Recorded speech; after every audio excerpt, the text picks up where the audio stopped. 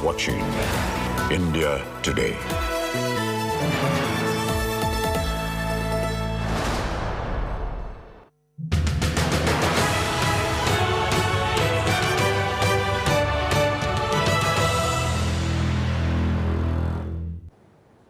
दिल्ली के बाहर आम आदमी पार्टी का विस्तार हुआ, पंजाब तक अब सरकार है आम आदमी पार्टी की, लेकिन इसके साथ ही देश की राजनीति में वार पलटवार का एक नया दौर शुरू हो गया।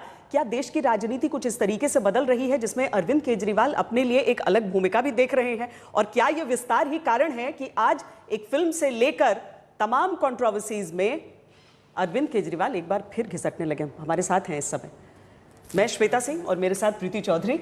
आज अरविंद केजरीवाल से इन्हीं सवालों को उनके सामने रखकर पूछेंगे। क्या हो गया अरविंद जी? आप लोग 2016 में मैं देख रही हूं कि नील बटे सन्नाटा को आपने टैक्स फ्री किया, 2019 में आपने किया सांड की आंख, पिछले साल कर दिया 83, लेकिन कश्मीर फाइल्स से आपकी क्या आपत्ति रही कि आपने कहा कि नहीं मैं टैक्स फ्री नहीं करूँगा? मेरे लिए फिल्म इम्पोर्टेंट नहीं है। हो सकता है आपके लिए इम्पोर्टेंट है, हो सकता है बीजेपी के लिए इम्पोर्टेंट है, आप सब लोग के लिए इम्पोर्टेंट हो सकती है।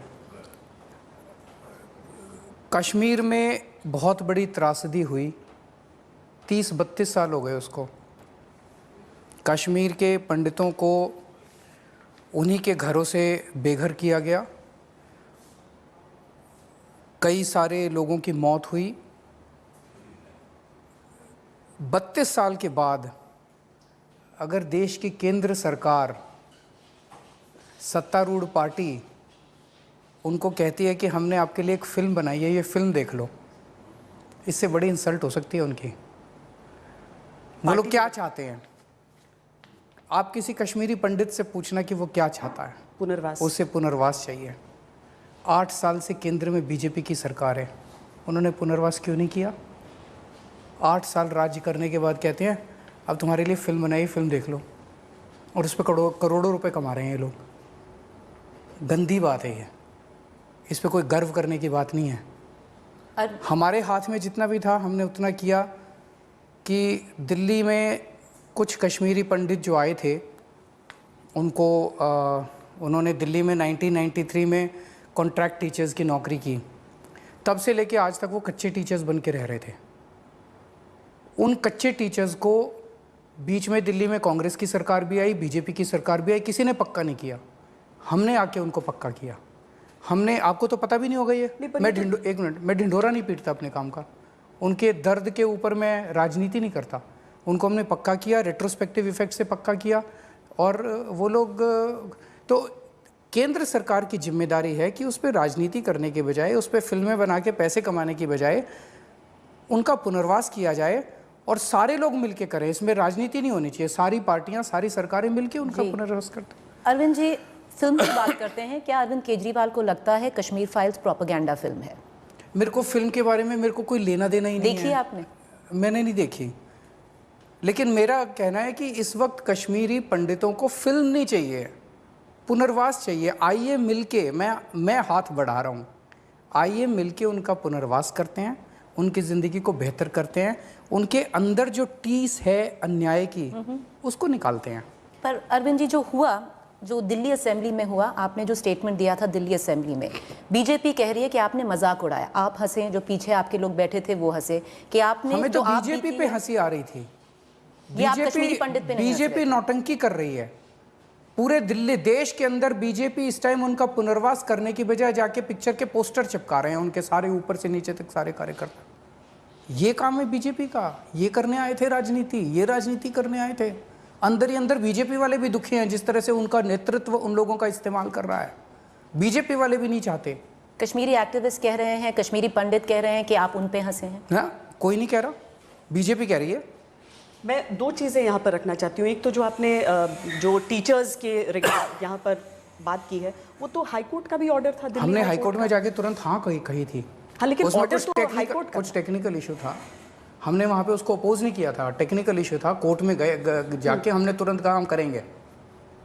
मतलब जैसे कई इश्यूज होते हैं जिसमें अफसर जो है वो कहता है जी अगर कोर्ट से ऑर्डर आ जाए तो हम तुरंत कर सकते हैं। 20 साल रेट्रोस्पेक्टिव इफेक्ट से कोई भी 25 साल बाद रेट्रोस्पेक्टिव इफेक्ट से कोई भी देने को तैयार नहीं था।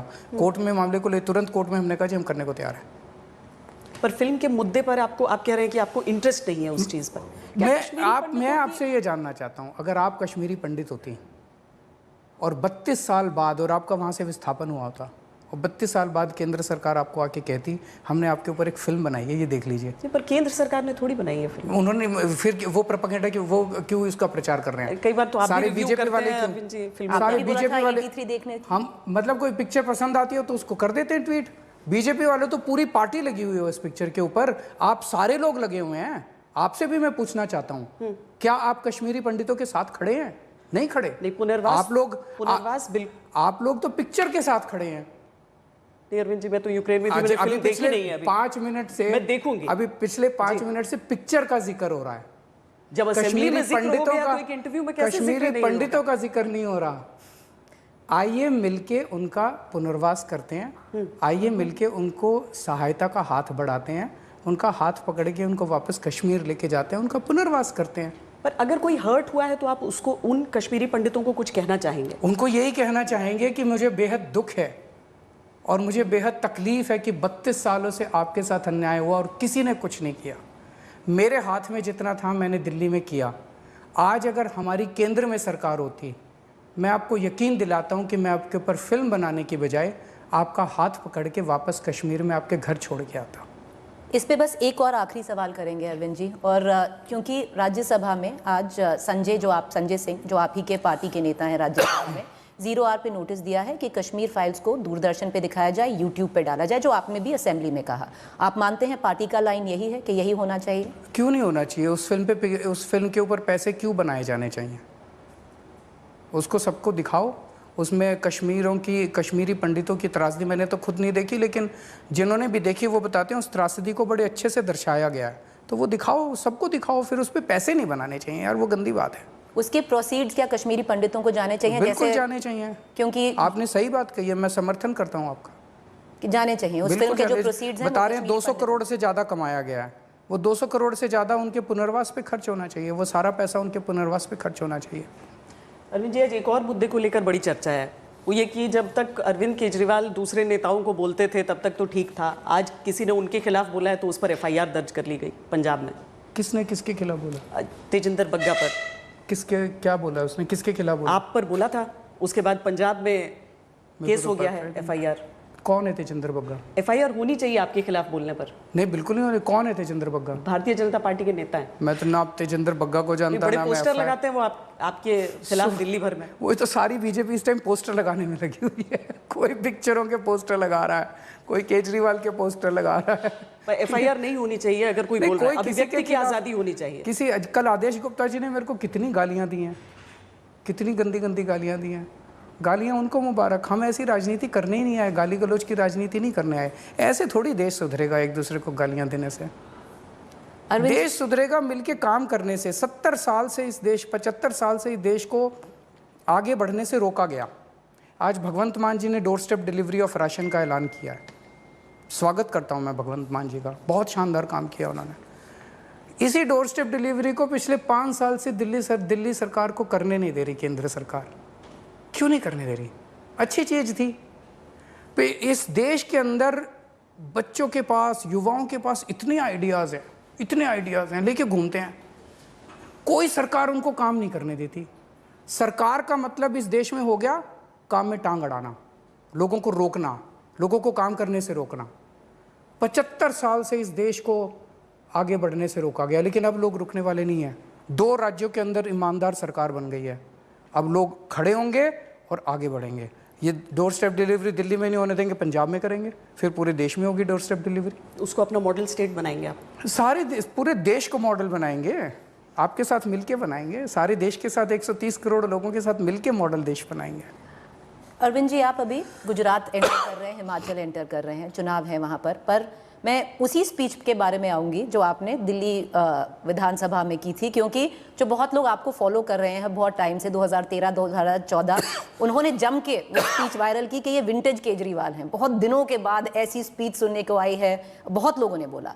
अब मैंने खुद रिसर्च किया है इस पर। पिछले 2 साल से अरविंद केजरीवाल ने नरेंद्र मोदी जी के खिलाफ डायरेक्टली उनका नाम लेते हुए कुछ नहीं बोला। आपने विधानसभा में उनको बोला कि नरेंद्र मोदी जी को एक फिल्म कार जो विवेक अग्निहोत्री हैं या एक फिल्म की शरण लेनी पड़ी। क्या ये बात है कि अरविंद केजरीवाल को गुजरात में जाना है तो मोदी पे तंज कसना है? नहीं, हमें उन पे क्यों तंज कसूंगा? मेरे प्रधानमंत्री हैं, वो देश के प्रधानमंत्री हैं, वो मैं उन पे क्यों तंज कसूंगा? मुद्दों की बात है। जब मुद्दों की बात आएगी, अगर डोर स्टेप डिलीवरी हमें नहीं करने देंगे तो मैं तो अपने प्रधानमंत्री के पास ही जाऊंगा। मैं कहूँगा सर कर लेने दो, दिल्ली में हम डोर स्टेप डिलीवरी करना चाहते हैं। मोहल्ला क्लिनिक हमारे 2 साल तक रोके इन्होंने। मैं गया, रोया, गिड़गिड़ाया, करवा के ले आया। फिर सीसीटीवी कैमरे की फाइल इन्होंने 3 साल तक रोकी। मैं इन्हीं के पास गया, रोया, गिड़गिड़ाया, पैरों में पड़ा, करा के ले आया। मेरे को किसी से दुश्मनी नहीं है। मैं यहाँ बीजेपी के खिलाफ, कांग्रेस के खिलाफ, मोदी जी के खिलाफ, सोनिया जी के खिलाफ, राहुल गांधी जी, किसी के खिलाफ नहीं आया। मेरे सामने बस देश है। पर गुजरात आपके लक्ष्य पर है, आप इस जाएंगे समय... गुजरात से अभी लोग आए थे, वो बता रहे थे क्या बुरा हाल हो गया वहाँ पे स्कूलों का, सरकारी स्कूलों का। वो कहते जी सरकारी स्कूलों से बच्चे को निकलवा रहे हैं लोग, 30 से कम बच्चे होते ही वो स्कूल बंद कर देते हैं। अब वो दूसरे जो 30 बच्चे बचे उनको कहते हैं वो 10 किलोमीटर दूर जो स्कूल है उसमें अब तुम्हारा एडमिशन होगा। पहली क्लास का बच्चा 10 किलोमीटर चल के कैसे जाएगा? वहाँ पे स्कूलों का बुरा हाल है, वहाँ पे अस्पतालों का बुरा हाल है, वहाँ पे बिजली बहुत सबसे महंगी है, रोज़गार के लिए बच्चे तरस रहे हैं, किसानों का बुरा हाल है। तो या तो ये लोग ठीक कर दें। 25 साल में इन्होंने किया, हमने दिल्ली में 5 साल में इतने काम कर दिए जी, ये 25 साल में नहीं कर पाए। क्यों? जम के भ्रष्टाचार है, जम के भ्रष्टाचार है। तो क्यों उन्हें बार बार चुन क्यों रहे हैं? उस प्रधानमंत्री कोई नरेंद्र मोदी से ऐसा जुड़ाव वहाँ का भावनात्मक हो जाता है लोगों कांग्रेस का। उनकी जेब में है, बीजेपी की जेब में है कांग्रेस। मतलब आप कह रहे हैं दोनों पार्टियां साथ मिली हुई हैं? साथ ही हैं। कांग्रेस के ऊपर किसी को भरोसा ही नहीं बचा। पर आप पीएम के नाम को टारगेट किए बिना गुजरात में चुनाव लड़ पाएंगे? नहीं, क्यों टारगेट करूंगा मैं? वहाँ पे पंजाब में भी हमने नेगेटिव राजनीति नहीं की, दिल्ली में भी हमने नेगेटिव राजनीति नहीं की।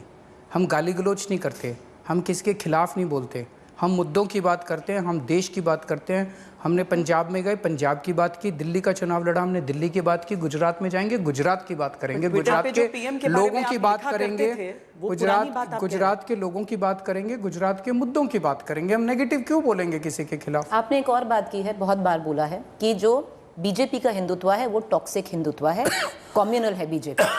क्या अरविंद केजरीवाल जब गुजरात जाएंगे, जब हिमाचल जाएंगे, आपके प्राइमरी ऑपोजिशन मान लीजिए भारतीय जनता पार्टी होगी, क्या अरविंद केजरीवाल और आम आदमी पार्टी वो टॉक्सिक हिंदुत्व जो कहती है कि कम्युनल हिंदुत्व है बीजेपी का, उसको काउंटर करेगी?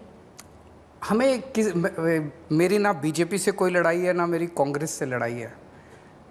हिंदुत्व की डेफिनेशन मैंने कई बार बताई है जी। और मैं उसी पे यकीन करता हूँ और उस पर पूरा देश यकीन करता है। रामायण और गीता के अंदर जो भी लिखा हुआ है वो हिंदुत्व है। रामायण के अंदर प्रभु श्री राम ने जो शब्द कहे, जो वाणी कही, वो हिंदुत्व है। भगवान राम ने तो आपस में नफरत करनी नहीं सिखाई। भगवान राम तो शबरी के यहाँ जाके बेर खाते हैं, झूठे बेर उसके खाते हैं, और ये लोग दलितों का लिंचिंग कराते हैं। तो फिर यूपी में इतना जम के वोट कैसे पड़ा अगर वो हिंदुत्व सही हिंदुत्व नहीं है तो? कोई विपक्ष ही नहीं बचा है ना, कोई विपक्ष ही नहीं बचा है। जब एक ही पार्टी है और सारे हाथ डाल के बैठे हैं, ऑप्शंस ही नहीं है। क्या आप ऐसा क्यों है कि दिल्ली के अंदर भारतीय जनता पार्टी को पिछली बार 3 सीट मिली और इस बार 8 सीट मिली? जम के मेरे को गालियां दी इन्होंने, आज भी खूब गालियां दी हैं, मैंने तो जवाब भी नहीं दिया उसका, तो 2 गालियां। इससे मैं एक सवाल और पूछूंगी अरविंद जी, क्या आप वो ऑप्शन बनना चाहते हैं? क्योंकि जो पिछला इंटरव्यू था उसमें मैंने आपसे एक सवाल पूछा था कि नेशनल स्टेज पे श्वेता और मैंने पूछा था अरविंद केजरीवाल अपने आप को कहाँ देखते हैं, आपने हाथ जोड़ के कहा था कि देखिए मैं बहुत छोटा प्लेयर हूँ। तो क्या अब जनता डिसाइड करेगी कि नेशनल प्लेयर पे कांग्रेस होगी, आम आदमी पार्टी होगी, टीएमसी ममता बनर्जी होंगे या मोदी होगी, या आप अभी भी कहेंगे कि आप बहुत छोटे प्लेयर? मैं अभी भी बहुत छोटा हूँ, इस देश का एक आम आदमी हूँ और इस देश के आम आदमी के जो मुद्दे हैं वही मेरे मुद्दे हैं। इस देश का आम आदमी क्या चाहता है? अपने बच्चों के लिए एक रोज़गार मिल जाए, अपने लिए एक रोज़गार मिल जाए कि बच्चों का पेट पाल लूँ। आज देश के पास रोज़गार नहीं है, केवल हमारी पार्टी है जो रोज़गार की बात करती है। तो क्या आपकी आज पार्टी कल जो असेंबली के अंदर हमने बजट पेश किया, हमने कहा 5 साल के अंदर 20 लाख रोज़गार देंगे। ये चुनावी भाषण नहीं था, असेंबली के अंदर बजट के अंदर स्पेसिफिक स्कीम्स थी कि 20 लाख रोज़गार कैसे देंगे। वो मैं क्यों बोल रहा हूँ? क्योंकि मैं एक आम आदमी का दर्द समझता हूँ यार। लोगों की नौकरियां चली गई हैं, लोगों के घर में खाने को नहीं है, मैं ये समझता हूँ कि उसको अपने बच्चों के लिए अच्छी शिक्षा चाहिए, उसको घर में कोई बीमार हो जाए अच्छा स्वास्थ्य चाहिए, ये सब चीज़ें हम मुहैया करा रहे हैं, ये सब चीज़ें देंगे। मेरे को इन नेताओं की राजनीति, इस राजनीति ने और इन नेताओं की गंदी राजनीति ने इस देश को 75 साल पीछे कर दिया। पर हम 2024 पे जा रहे हैं अरविंद, आप भी वो चुनाव लड़ेंगे, आप हर स्टेट में जा रहे हैं, तो क्या आम आदमी पार्टी जो वोटर है अपने आप को एक वायबल ऑप्शन मानती है नेशनल स्टेज पे या नहीं? देखिए, जैसा देश के अंदर अब लोग एक बदलाव देख रहे हैं, बदलाव चाहते हैं। 2 स्टेट्स के अंदर एक ईमानदार पार्टी आ चुकी है। मेरे सामने है राष्ट्र को खड़ा करने का। अभी तक हम भी ये सोचते थे जब तक हम राजनीति में नहीं आए थे कि यार ये इतने सालों से ख़राब है देश, इतने सालों से इन्होंने स्कूल भी ख़राब है, अस्पताल भी ख़राब है, ये मुश्किल ही होता होगा बहुत ज़्यादा जो ये कर नहीं पा रहे। सारी पार्टियां लगी हुई हैं, कांग्रेस की भी आ चुकी सरकार, बीजेपी की भी आ चुकी। अब हमने आके देखा यार 5 साल में ही हो गया, तो हो तो सकता है इन्होंने जानबूझ के ख़राब करा, पैसे खाए, लूटा देश को, तो या तो ये सुधर जाएं और नहीं तो फिर पूरा देश जो है इनको बदल देगा, इनको सुधार देगा। अच्छा, सवाल तो मेरे सामने देश है, 130 करोड़ लोगों का कोलिशन बनाएंगे। मेरे को ये नेशनल कोलिशन, इन पार्टियों के कोलिशन को में मेरा कोई इंटरेस्ट नहीं है। 130 करोड़ लोगों का कोलिशन बनाएंगे जिसमें सारे देश के डॉक्टर होंगे, इंजीनियर होंगे, किसान होंगे, इंडस्ट्रियलिस्ट होंगे, व्यापारी होंगे, इन सब का कोलिशन बना के देश को आगे बढ़ाएंगे। तो उसमें एक बहुत अहम पड़ाव हो जाएगा रोजगार का। रोजगार को लेकर आपको बीजेपी लगातार घेरने के लिए लगी हुई है और कह रही है कि अरविंद केजरीवाल जवाब नहीं दे रहे हैं कि वो 12 लाख लोग कौन हैं जिन्हें नौकरी दी गई है। वेबसाइट पे है 101 लाख तरफ से आंकड़ा है कि आरटीआई के अनुसार सिर्फ 3,246 लोगों को नौकरी मिली है। बीजेपी के ऊपर आप ज़्यादा ध्यान मत दिया करो, बीजेपी यूं ही बोलती रहती है। आप बीजेपी के ज्यादा प्रश्नों के तरफ ध्यान देते हैं। 5 राज्यों में से कितनी राज्य बीजेपी ने ले लिए, तो सवाल तो उनके आएंगे। देखिए अरविंद जी, एक मिनट, जनता दिल्ली में हमसे खुश है इतनी ज़्यादा, इसीलिए 70 में से 62 सीट दे दी, अब पिछली बार 67 सीट दे दी, तो रोजगार दे ही रहे होंगे तभी दे रही है। और बिजली दे ही रहे होंगे, ऐसा नहीं हो रहा है, विकल्प नहीं है, इसीलिए हो सकता है दिल्ली में विकल्प नहीं हो रहा हो। तो आप मानती हैं कि बीजेपी अब विकल्प नहीं बचा? नहीं, नकार दिया लोगों ने, तो विकल्प वाकई दिल्ली में नहीं बचे। मैं उसी के बारे में बात करूंगी, क्योंकि अरविंद जी आरटीआई को तो आप भी जानते हैं, हमसे ज्यादा जानते हैं। मुझे नहीं पता, कई बार जो टेक्निकल जवाब होता है, 10 लाख नौकरियां तो वेबसाइट पे आप दिल्ली सरकार का वेब पोर्टल जाके देख लो, रोजगार पोर्टल जो है, रोजगार पोर्टल पे जाके देख लो, हाथ 10 लाख है नौकरियां, वो प्राइवेट सेक्टर में आप कह रहे हैं। 1,78,000 सरकार में दी है, तो उसका भी सारा ब्यौरा कल मनीष जी ने रखा। 51,000 रुपए की पक्की नौकरियां DA-SSB के थ्रू दी है, 50,000 रुपए की दूसरे, सारा सेक्टर वाइज उन्होंने 1,78,000 का ब्यौरा कल असेंबली में रखा है। बीजेपी जो कोट कर रही है ये आरटीआई कोट कर रही है, तो आरटीआई में कई बार होता है, आप एक डिपार्टमेंट में करते हैं, वो सारा कंपाइल 2019 का है, 2021 का है, 21 का है, और 2019 की 2 आरटीआई हैं जो बोल रही हैं कि 3,246 मनीष सिसोदिया ने असेंबली के अंदर स्टेटमेंट दिया है जी। असेंबली के अंदर मंत्री के स्टेटमेंट की कुछ वक्त होती है, वो झूठ नहीं दिया जाता, वो एक जेन्युइन डेटा होता है, वो भी सरकार से आता है, नीचे से आता है डेटा। जो बजट स्पीच है वो नीचे से ही आती है, सारे अफसरों की पूरे राज्य की कंपाइल होके आती है। तो आप इतना ज़्यादा बीजेपी पे भरोसा मत किया कीजिए। आरटीआई में कुछ गड़बड़ होगी, पता नहीं, मैंने तो देखी नहीं क्या आरटीआई भी क्या पता नहीं सच बोलते हैं झूठ बोलते हैं। अच्छा, ये बताइए कि अब तो पंजाब जीत लिया आपने, दिल्ली के पोल्यूशन की समस्या सुलझ जाएगी? अब कोशिश करेंगे, उसके ऊपर बातचीत चल रही है और समाधान निकालने की कोशिश कर रहे हैं। मैं समझता हूँ कि जल्द कुछ ना कुछ करेंगे, क्योंकि यही से मैं सहमत हूँ आपसे, मैं सहमत हूँ, मैं अपनी जिम्मेदारी से भाग नहीं रहा हूँ। हम दोनों सरकारें मिलके इसके ऊपर काम कर रहे हैं और फौरन शुरू हो गया, यानी कि हम इस साल में ही काम शुरू हो गया। मैं उम्मीद करता हूं कि इस साल भी अच्छे रिजल्ट्स आने चाहिए और मे भी अगले साल तक तो काफी सुधार। तो अरविंद केजरीवाल जो दिल्ली के सीएम है, भगवंत मान जो पंजाब के सीएम है, दोनों अपना पक्ष कैसे रखेंगे जब पराली का मुद्दा आता है? हम काम करेंगे ना। अब क्यों ये शुभ बोलिए, आप कहिए कि भगवान से प्रार्थना है कि सॉल्व हो जाएगी। कोई एक्शन प्लान है अभी? जल्दी अनाउंस करने वाले हैं। तो आपका भी उसी तरीके का प्लान, यानी कि एक तरफ कांग्रेस को क्रिटिसाइज इस बात के लिए किया जाता है कि एक जगह हार जाते हैं अगर, तो उसके बाद वो छोड़ देते हैं पूरी तरीके से, लेकिन अरविंद केजरीवाल सीधे गुजरात पर निशाना लेकर वो वहाँ पर जाना शुरू करने वाले हैं, यानी काम और चुनावी काम दोनों साथ साथ चलेगा? बिल्कुल चलेगा। लेकिन फिर भी अपने आप को आप वही छोटा आदमी कहेंगे कि नहीं, मैं अभी वर्सेस के विकल्प में नहीं हूँ? आप विकल्प दिल्ली के अंदर और पंजाब के अंदर जो हुआ, वो इस देश के एक छोटे आदमी ने ही किया है। 10 साल पहले मैं क्या था आप जानते थे? आपने सुना था अरविंद केजरीवाल का नाम? नहीं सुना था। एक आम आदमी हूँ। एक आम आदमी पे जनता ने भरोसा किया, और चूंकि मैं एक आम आदमी हूँ, लोगों की समस्याओं को समझता हूँ, इसीलिए लोगों की समस्याओं के ऊपर काम किया। 75 साल के अंदर, आप तो इतने अच्छे पत्रकार हैं, इतने सीनियर पत्रकार हैं, मेरे को बता दीजिए एक चुनाव के अंदर एक भी पार्टी ने कभी ये कहा हो कि तुम्हारे स्कूल बनवाऊंगा इसलिए वोट दे दो? कभी कहा है? तुम्हारे अस्पताल बनवाऊंगा इसलिए वोट दे दो? या ये कहो दिल्ली में स्कूल अस्पताल अच्छे कर दिए, आके देखो। पंजाब के अंदर मैंने जाके कहा था कि दिल्ली में किसी को भी फ़ोन कर लेना, केजरीवाल कैसा काम कर रहा है, और अगर वो कह दे अच्छा काम नहीं कर रहा तो वोट मत देना। कोई कह सकता है ऐसे? अच्छा, ये सुनिए चंडीगढ़ सुनिए में- सुनिए, ये बदलाव इस देश का आम आदमी कर सकता है, नेता नहीं कर सकते। नेताओं ने बर्बाद कर दिया देश को, इन पार्टियों ने बर्बाद कर दिया देश को, लूट लिया देश को, आगे नहीं बढ़ने दिया देश को, रोका है इस देश को। अब नहीं रुकेगा देश, अब आम आदमी ने बागडोर संभाल ली है। जो चंडीगढ़ वाले मुद्दे को लेकर आप लोग नाराज क्यों हो रहे हैं कि केंद्रीय कर्मचारी उन्हें जो मुझे बताया गया है कि शायद 60% एम्प्लॉयज़ जो हैं चंडीगढ़ के, वो पंजाब सरकार से आते हैं, 40% हरियाणा सरकार से आते हैं। उनके ऊपर पंजाब सरकार के ही नियम कायदे लागू होते हैं। अब ये केंद्र सरकार ने कल पता नहीं क्यों घोषणा किया है कि उसके ऊपर ये लागू होगा, केंद्र सरकार के कायदे लागू होंगे। आपको लगता है वो कंट्रोल कर लेंगे इसके जरिए? मतलब क्या ज़रूरत है इसकी? 0 सीट पाने के बाद अब पंजाब में हस्तक्षेप करने की क्या आपकी मॉरल अथॉरिटी है? वो कह रहे हैं यूनियन टेरिटरी है। हाँ, तो यूनियन टेरिटरी है तो इसका मतलब किसी की बपौती थोड़ी है यार, हमारे देश की है। यूनियन टेरिटरी है तो बीजेपी की है, ये क्या बात हुई?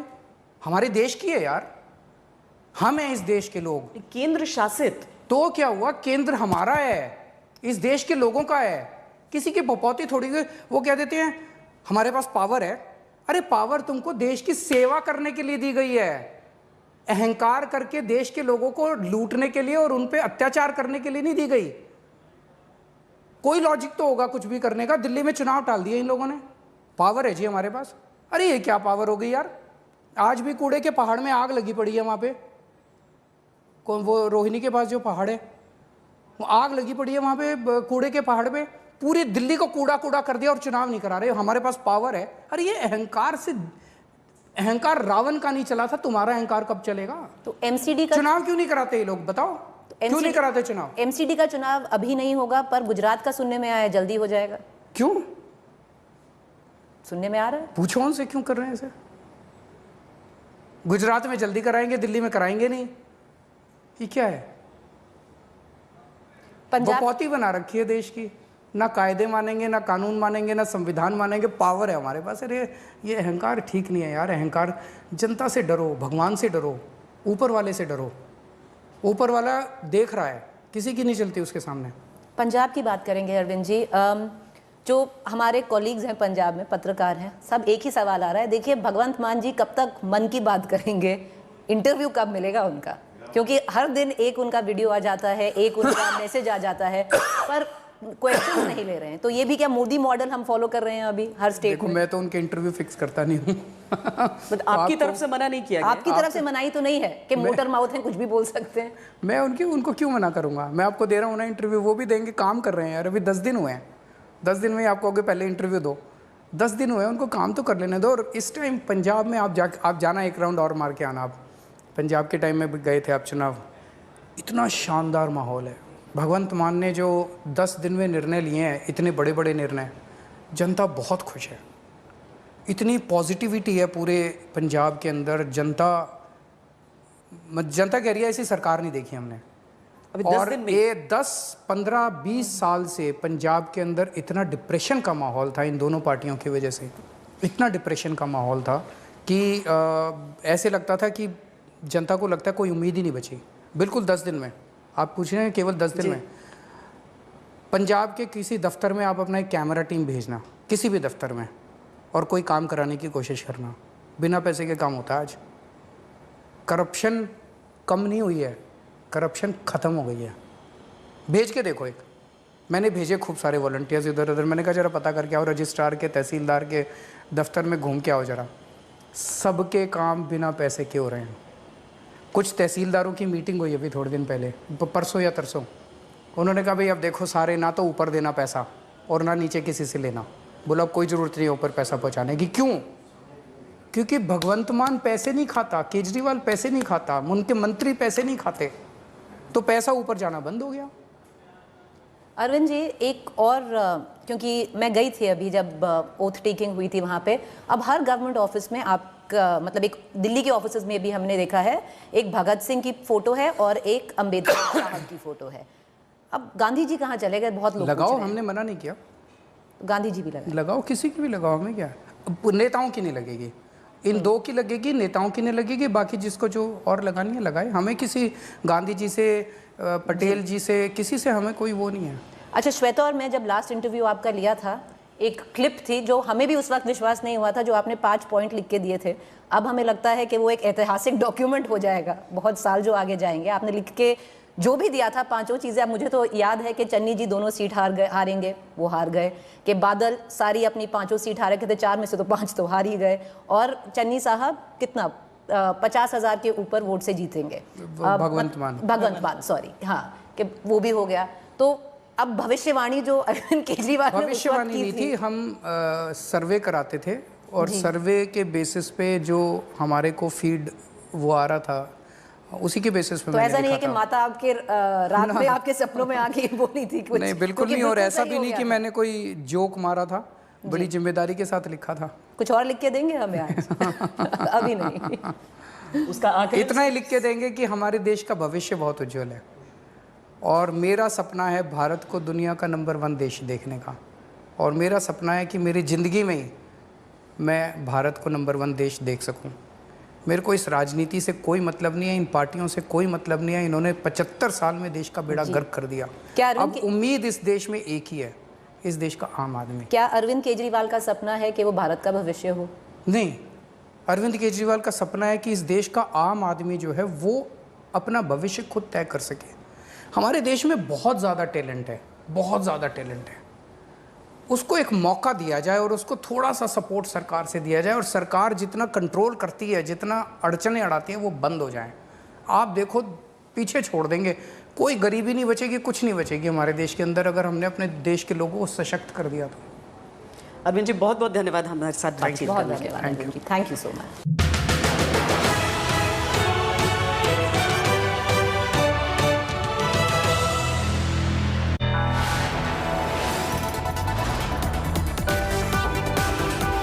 You are watching India Today.